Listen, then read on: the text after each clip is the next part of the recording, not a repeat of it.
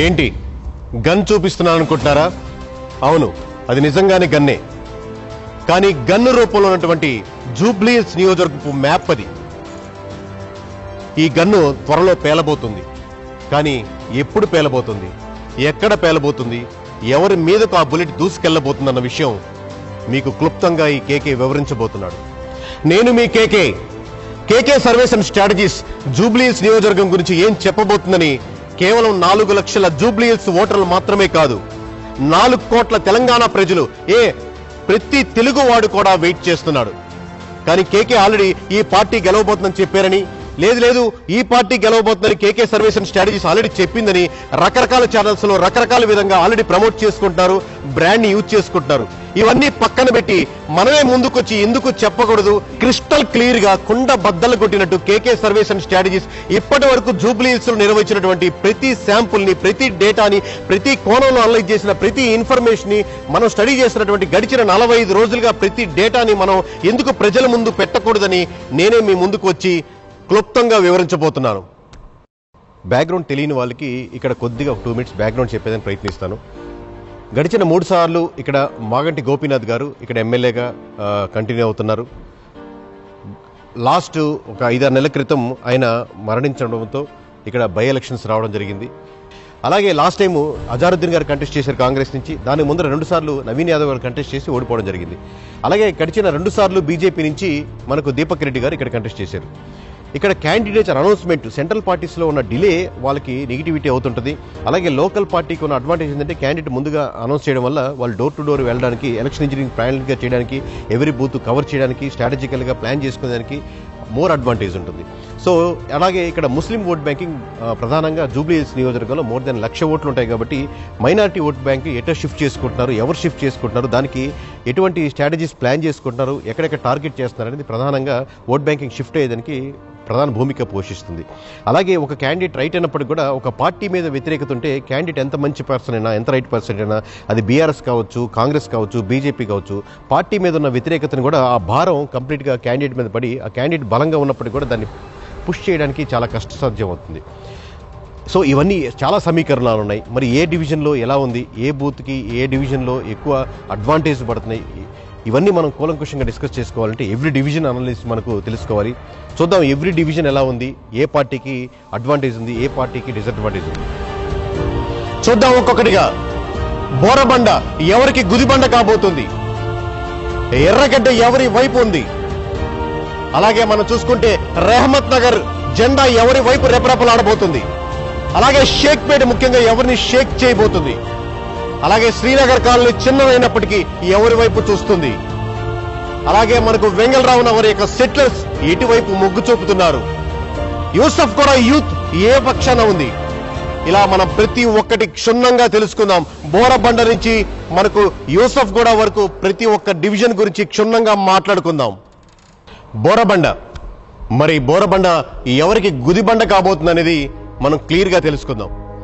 గడిచిన ఎలక్షన్స్ లో బీఆర్ఎస్ కి 45.2% వస్తే ఈ రోజు ఈ క్షణానికి 63.2% అంటే 18% ఓటింగ్ పర్సెంటేజ్ ఆధిక్యత ఖచ్చితంగా క్రిస్టల్ క్లియర్ గా మనకి ఇక్కడ కనబడుతుంది బీఆర్ఎస్ కి.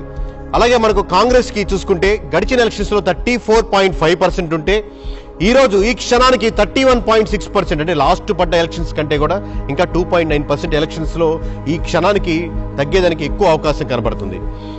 ఓవరాల్ గా బీజేపీ చూసుకుంటే 15.4% ఉంటే ఇప్పుడు ఈ క్షణానికి 5.2% పడిపోతుంది.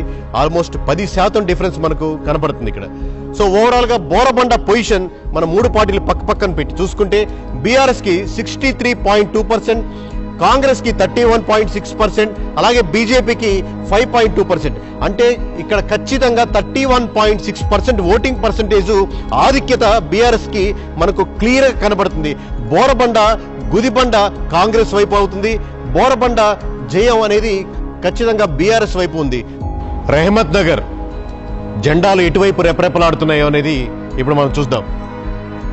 ఇక్కడ బీఆర్ఎస్ గడిచిన ఎలక్షన్స్ లో 44.7% ఉంటే ఇప్పుడు ఈ క్షణానికి 45.6%. అంటే ఆల్మోస్ట్ సేమ్ గా ఉంది. లాస్ట్ ఎలక్షన్స్ కి ఈ ఎలక్షన్ కి పెద్ద డిఫరెన్స్ లేదు. దాదాపుగా 0.19% అంటే దాదాపు 1% మాత్రమే డిఫరెన్స్ చూపించబడుతుంది. అదే కాంగ్రెస్కి వచ్చే పనితే రెహమత్ నగర్లో 35.5% లాస్ట్ ఎలక్షన్స్లో ఉంటే ఈ ఎలక్షన్స్లో 51.1%, అంటే ఖచ్చితంగా 15.6% లాస్ట్ ఎలక్షన్స్ కంటే కూడా ఎక్కువ ఈసారి ఓటింగ్ పర్సంటేజ్ ఇంక్రీజింగ్ కనపడుతుంది ఇక్కడ కాంగ్రెస్కి. అలాగే బీజేపీకి వచ్చే పనితే ఇక్కడ లాస్ట్ ఎలక్షన్స్లో 15.3% ఉంటే ఈ ఎలక్షన్స్లో పూర్తిగా 3.3%కి, అంటే దాదాపుగా 12% గడిచిన ఎలక్షన్స్ కంటే పడిపోయి కేవలం ఇక్కడ 3.3% వచ్చింది రెహమత్ నగర్లో బీజేపీకి.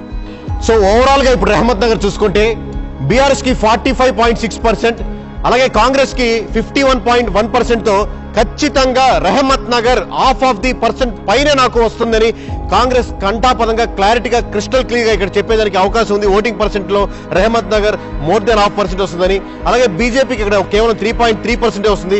అంటే ఓవరాల్గా కాంగ్రెస్కి వచ్చే మార్జిన్ బీఆర్ఎస్ కంటే కూడా మోర్ దెన్ 5% ఇక్కడ మనకు ఖచ్చితంగా క్రిస్టల్ క్లియర్గా కనబడుతుంది. సో ఇది రెహమత్ నగర్ పొజిషన్. శ్రీనగర్ కాలనీ, సోమాజిగూడ డివిజన్లో శ్రీనగర్ కాలనీ కూడా దీనికి ఎందుకు వస్తుంది? అన్ని డివిజన్ల కల్లా తక్కువ ఓట్ బ్యాంకింగ్ ఉన్నటువంటి ఈ శ్రీనగర్ కాలనీలో ఎలా ఉందంటే 2023లో దాదాపుగా 44.1% ఉన్నటువంటి బీఆర్ఎస్ ఈరోజు 61.9, అంటే దాదాపుగా 62% ఓటింగ్ పర్సంటేజ్ ఎరిగింది.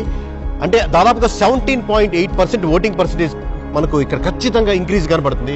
అలాగే ఇక్కడ మనం కాంగ్రెస్ చూసుకుంటే 38.2 గడిచిన ఎలక్షన్స్ లో ఉంటే ఇప్పుడు శ్రీనగర్ కాలనీలో 33.333 ఇక్కడ కరెంట్ పొజిషన్ కనబడుతుంది. అంటే దాదాపుగా 4.9%, అంటే 5% వరకు గడిచిన ఎలక్షన్స్ కంటే కూడా ఓటింగ్ పర్సంటేజ్ ఇక్కడ తగ్గుదల కనబడుతుంది. అలాగే మనకు బీజేపీకి వస్తే ఇక్కడ 14.6% లాస్ట్ టైం 2023లో ఉంటే ఇప్పుడు కరెంట్ పొజిషన్ 4.8%, అంటే దాదాపుగా 10% వరకు కోల్పోతుంది ఓటింగ్ పర్సంటేజ్ లో బీజేపీ. సో ఇప్పుడు ఓవరాల్ గా శ్రీనగర్ కాలనీ చూసుకుంటే బీఆర్ఎస్ కి 61.9%, 33.3% కాంగ్రెస్ కి, బీజేపీకి 4.8%, అలాగే ఎంఐఎం కంప్లీట్ కాంగ్రెస్ సపోర్ట్ చేస్తుంది కాబట్టి ఇక్కడ 0 కన్సిడర్ చేయడం జరుగుతుంది. అలాగే అదర్స్ 1 to 2% లోపలే ఉంది కాబట్టి అన్ని డివిజన్ లాగా ఇక్కడ కూడా 0 కన్సిడర్ చేస్తున్నాం. అంటే ఓవరాల్ గా బీఆర్ఎస్ కి 28.6% మార్జిన్ ఓటింగ్ పర్సంటేజ్ లో ఓన్లీ శ్రీనగర్ కాలనీ వరకు మనకు ఖచ్చితంగా ఇక్కడ మంచి మార్జిన్ కనబడుతుంది.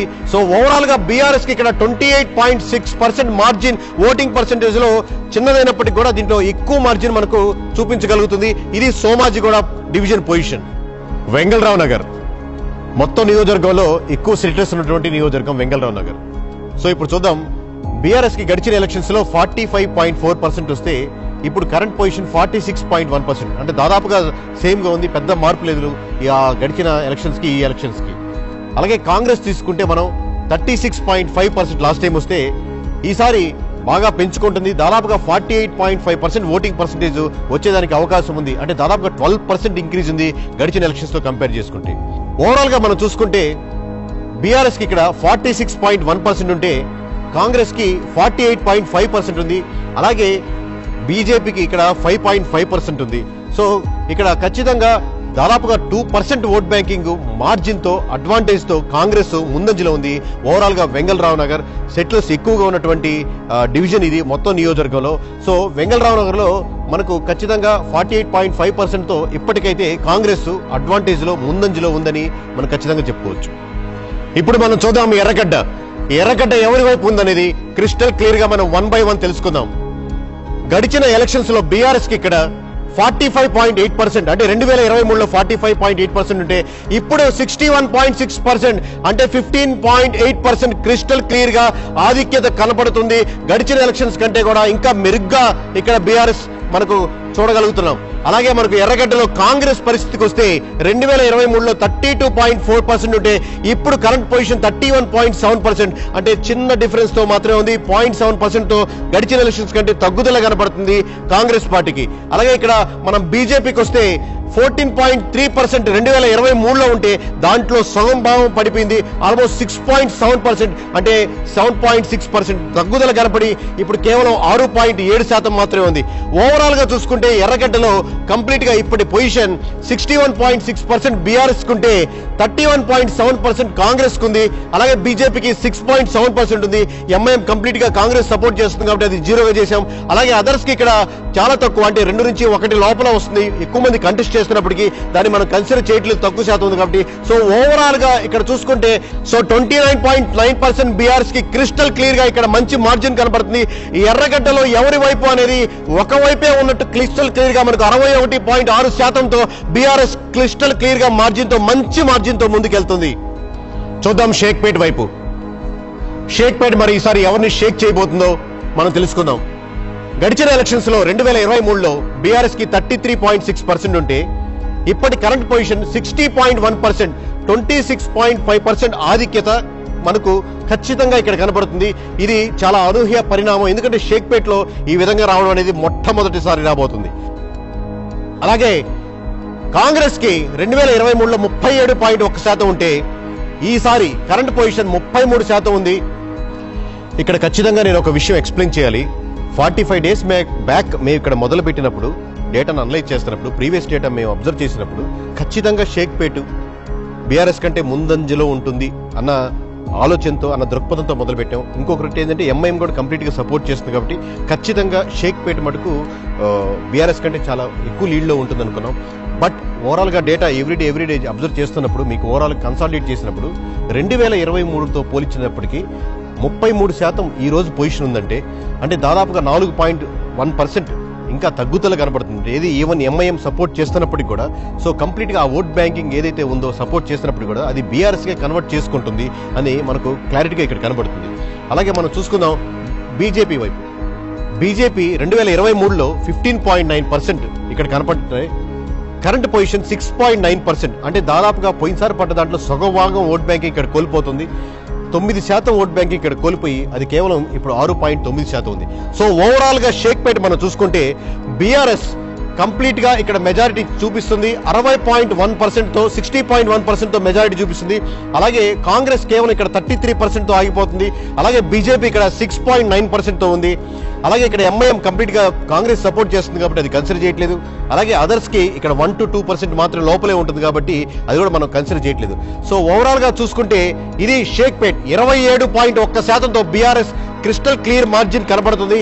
60.1%తో షేక్పేట్ ని షేక్ చేస్తుంది. యూసఫ్గూడలో యూత్ ఎక్కువ ఉంటారు. సో మొత్తం యూసఫ్గూడ ఎటువైపు మలుతుందో మనం చూద్దాం.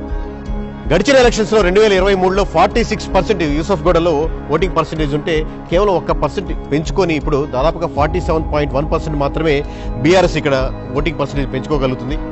అలాగే మనం కాంగ్రెస్ చూసుకోగలిగితే 2023లో 35.7% ఉంటే ఇప్పుడు దాదాపుగా 45.5%, అంటే 9.8%, అంటే ఓవరాల్ గా చూసుకుంటే 10% ఎక్కువ లాస్ట్ ఎలక్షన్స్ కంటే ఈసారి యూసఫ్గూడలో మనకు కనపడుతుంది. అంటే యూసఫ్గూడలో కొంచెం కాంగ్రెస్ వైపు ఎక్కువ మల్లుతున్నారని, ఆలోచిస్తున్నారని, చూస్తున్నారని మనకు తెలియపరుస్తున్నారు.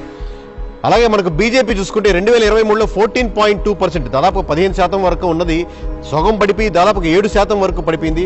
అంటే కరెంట్ పొజిషన్స్ ఓన్లీ 7.4 దగ్గర ఆగింది బీజేపీకి ఇక్కడ. ఇప్పుడు ఓవరాల్ గా యూసఫ్గూడ చూసుకుంటే కరెంట్ పొజిషన్ 47%తో బీఆర్ఎస్ ఉంటే 45.5%తో కాంగ్రెస్ ఉంటే 7.4%తో బీజేపీ ఉంది.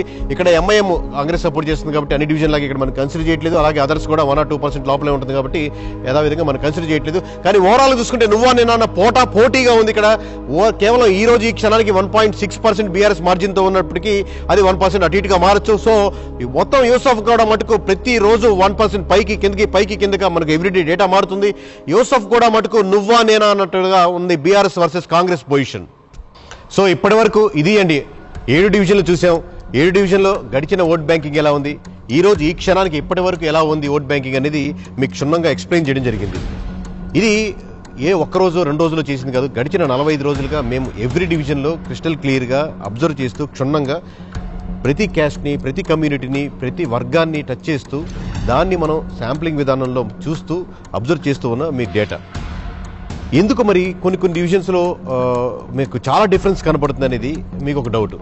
రెండవది ఎంఐఎం కంప్లీట్గా కాంగ్రెస్ సపోర్ట్ చేస్తుంది కదా, అంటే కంప్లీట్గా ముస్లిం ఓట్ బ్యాంకింగ్ కంప్లీట్గా టర్న్ అవ్వట్లేదా? ఇలా ఎన్నో డౌట్స్ మీకు చూడంగానే మీకు రావచ్చు. లేదా మాగంటి సునీత గారిని చూసి ఓట్లు పడుతున్నాయా కొన్ని డివిజన్లో, లేదా నవీన్ యాదవ్ గారిని చూసి ఓట్లు పడుతున్నాయా కొన్ని డివిజన్లో అనేది ఉంటాయి. ఓవరాల్గా చూస్తుంటే ఒక్కొక్క డివిజన్కి ఒక్కొక్క కథ, ఒక్కొక్క హిస్టరీ ఉంది. ఓవరాల్గా ఎంఐఎం కంప్లీట్గా కాంగ్రెస్ సపోర్ట్ చేస్తున్నప్పటికీ కూడా ఓవరాల్గా ముస్లిమ్స్ అంటే మైనారిటీ వర్గంలో ఇక్కడ ప్రధానంగా మోర్ దాన్ 1,00,000 ఓట్లు ఉన్నటువంటి ముస్లిమ్స్ వర్గాల్లో ఎక్కువ శాతం బీఆర్ఎస్కి షిఫ్ట్ అవుతున్నారు. మోర్ దెన్ 50% అనేది మీకు డీటెయిల్స్కి చూపిస్తాం ఎంత పర్సెంట్ అనేది. బట్ ఓవరాల్గా మోర్ దెన్ 50% బీఆర్ఎస్కి షిఫ్ట్ అవుతున్నారు. అంటే ఇంతకుముందు కాంగ్రెస్కో లేదా ఎంఐఎంకో స్ట్రాంగ్గా నిలబడ్డ కమ్యూనిటీస్కు ఒకటి షిఫ్ట్ అవడం ఒకటి కారణం. రెండవది కొన్ని డివిజన్స్లో ఖచ్చితంగా కాంగ్రెస్ ఎందుకు బలంగా కనపడుతుందంటే ఫర్ ఎగ్జాంపుల్ మీకు రెహమత్ నగర్ కానీ యూసఫ్ గూడ కానీ స్ట్రాంగ్గా హోల్డ్ చేసుకోగలుగుతుంది. దానికంటే ఇంతకుముందు కంటే ముందుకు వెళ్ళగలుగుతుంది. అక్కడ ఉన్నటువంటి క్యాండిడేట్స్ సపోర్ట్ చేయడం కానీ కార్పొరేటర్స్ కానీ సపోర్ట్ చేయడమో లేదా క్యాండిడేట్ నవీన్ యాదవ్ గారికి కంప్లీట్గా అక్కడ పట్టు సాధించడమో లేక అక్కడ ఉన్నటువంటి యూత్ నవీన్ యాదవ్ గారికి సపోర్ట్ చేయడమో లేదా కాంగ్రెస్కి అక్కడ మద్దతు పెరగడమో ఇలా ఒక్కొక్క డివిజన్లో ఉంది. అలాగే కొన్ని డివిజన్స్లో కంప్లీట్గా మనకు బీఆర్ఎస్ ముందుండడానికి పలు కారణాలు ఉన్నాయి. ఇందాక చెప్పినట్టు షేక్పేట్ ఫర్ ఎగ్జాంపుల్ తీసుకుంటే ముస్లిమ్స్ ఎక్కువగా షేక్పేట్లో కన్వర్ట్ అవడానికి బీఆర్ఎస్ ముందంజలో ఉండడానికి ఎక్కువ దోహదపడుతుంది. ఈ విధంగా ఒక్కొక్క డివిజన్లో ఒక్కొక్క కారణాలుగా డిఫరెంట్గా ఉంటున్నాయి. అలాగే సెటిలర్స్ చూసుకుంటే ఇంకా మిక్స్డ్ ఒపీనియన్స్ ఉండడం వల్ల ఇంకొద్దిగా అక్కడ ముందుకి వెనక్కి ఉంది డేటా. సో ఒక్కొక్క డివిజన్కి ఒక్కొక్క కారణాలు ఉన్నాయి. కానీ ఓవరాల్గా చూసుకుంటే అలాగే at the same time Gopinath గారు 3 సార్లు ఇక్కడ కంటిన్యూస్గా గెలవడంతో చాలామందితో పర్సనల్గా ఉన్న ర్యాపో కానీ ఇంకోటి కంపారిటివ్లీ కాంగ్రెస్ క్యాండిడేట్తో పోలిస్తే 1 మంత్ ముందే ఇక్కడ ప్రచారంలో ముందుకెళ్ళడం. ఇక్కడ కాంగ్రెస్ చేసిన మిస్టేక్ ఏముందో నవీన్ యాదవ్ గారు రైట్ పర్సన్ అప్పటికి కూడా డిలే చేయడం వల్ల చాలా ఓట్ బ్యాంకింగ్ కోల్పోయింది. అలాగే కాంగ్రెస్ ఇవ్వని పథకాలు కోల్పోయినటువంటి ఓట్ బ్యాంకింగ్ కంప్లీట్గా బీఆర్ఎస్కి టర్న్ అవుతుంది. మీకు లాస్ట్ ఎలక్షన్స్ చూసుకుంటే 2023లో ఖచ్చితంగా రేవంత్ రెడ్డి గారు గెలుపా లేదా కాంగ్రెస్ గెలుపా అంటే లేదు, ఖచ్చితంగా అది బీఆర్ఎస్ ఫెయిల్యూర్ అని చెప్పొచ్చు. ఎందుకంటే బీఆర్ఎస్ నుంచి షిఫ్ట్ అయిన ఓట్ బ్యాంకింగ్ మాత్రమే కాంగ్రెస్ విజయానికి దోహదపడింది. అలాగే ఈరోజు జూబ్లీ హిల్స్లో మీరు చూస్తున్న గెలుపోట్ల డిఫరెన్స్లో ఇంత డిఫరెన్స్ ఎందుకు రాబోతుంది, ఇన్ని డివిజన్లు ఎందుకు మార్పు వస్తుంది, ఇది కంప్లీట్గా బీఆర్ఎస్ గెలుపా అంటే ఇది కంప్లీట్గా కాంగ్రెస్ యొక్క ఫెయిల్యూరు లేదా గవర్నమెంట్ యొక్క ఫెయిల్యూర్లో ఓవరాల్గా దాని యొక్క షిఫ్టింగ్ ఓట్ బ్యాంకింగ్ బీఆర్ఎస్కి షిఫ్ట్ అవుతుంది. ఇలా ఒక్కొక్క డివిజన్కి ఒక్కొక్క స్టోరీ ఉంది, ఒక్కొక్క రీజన్స్ ఉన్నాయి. ఒక్కొక్క క్యాస్ట్కి ఒక్కొక్క రిలీజన్కి వెనకాల ఒక్కొక్క స్టోరీ ఉన్నాయి. ఓవరాల్ ఓట్ బ్యాంకింగ్ వెనకాల డిఫరెంట్ స్టోరీ ఉన్నాయి. ఇది ప్రతి డివిజన్కి, ప్రతి వర్గానికి, ప్రతి కులానికి, ప్రతి మతానికి, ప్రతి సెక్షన్కి మారిపోతున్నాయి. సో ఓవరాల్గా చూసుకుంటే ఇప్పుడు మొత్తం మీద జూబ్లీ హిల్స్ నియోజకవర్గం గ్రాఫ్ ఎలా ఉంది, మేము గడిచిన అబ్జర్వ్ చేసిన ప్రతి డేటా అంటే 18వ తారీఖు సెప్టెంబర్ మీకు అబ్జర్వ్ చేస్తే దాని ముందు నుంచి చేస్తున్నప్పుడు కూడా మీకు ఎగ్జాక్ట్ డేటా అనేది ఇప్పుడు సీక్వెన్షియల్గా మేము ఏ డేటా అబ్జర్వ్ చేస్తున్నాం అనేది మీకు తేటతెల్లంగా మీ ముందు వివరించడానికి నేను ప్రయత్నిస్తాను. సో ఇప్పుడు ఓవరాల్గా గ్రాఫ్ చూద్దాం. మీకు జూబ్లీ హిల్స్ నియోజకవర్గంలో డేటాను కవర్ చేస్తే మీకు అర్థం అవుతుంది క్రిస్టల్ క్లియర్గా. 18వ తారీఖు సెప్టెంబర్ నుంచి ఇప్పటి వరకు డేటా ఎలా ఉంది, కాంగ్రెస్ గ్రాఫ్ ఎలా ఉంది, బీఆర్ఎస్ గ్రాఫ్ ఎలా ఉంది అనేది మీకు స్పష్టంగా తెలుస్తుంది. ఇది ప్రతి ఒక్క పాయింట్ని రోలింగ్ 7 days అంటారు. అంటే ముందు జరిగినటువంటి 7 రోజుల్ని కన్సాలిడేట్ చేసుకొని అప్పటి శాంపుల్ని మనం యావరేజ్ తీసుకుంటాం. లేదు సింపుల్గా అర్థమయ్యే భాషలో చెప్పాలంటే ఏ రోజుకి ఆ రోజు మీకు అర్థమయ్యే భాషలో తీసుకోవచ్చు. ఇలా చూసుకుంటే ఇప్పుడు మీకు చూడండి 23వ తారీఖు సెప్టెంబర్ పైకి లేచింది బీఆర్ఎస్, అలా 55%, 58%, 59% వెళ్ళింది.